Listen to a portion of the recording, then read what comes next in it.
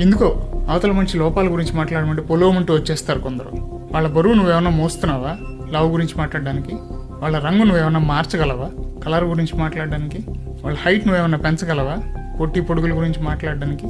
వాళ్ళ కష్టాలు నువ్వేమన్నా తీరుస్తున్నావా వాళ్ళ ఆదాయాల గురించి మాట్లాడడానికి? వాళ్ళ పుట్టుక నువ్వేమన్నా మార్చగలవా కులాలు గోత్రాల గురించి మాట్లాడడానికి? కాదు, నీకు వాళ్ళ గురించి ఏం తెలుసని, ఎంతవరకు తెలుసని ఇంత మాట్లాడుతున్నావు, ఇంత జడ్జిమెంట్లు పాస్ చేస్తున్నావు? ఒకసారి నువ్వు ఎప్పుడన్నా అద్దం ముందుకు పోయావా? చూసుకున్నావా? నీలో ఏం లోపాలు లేవా?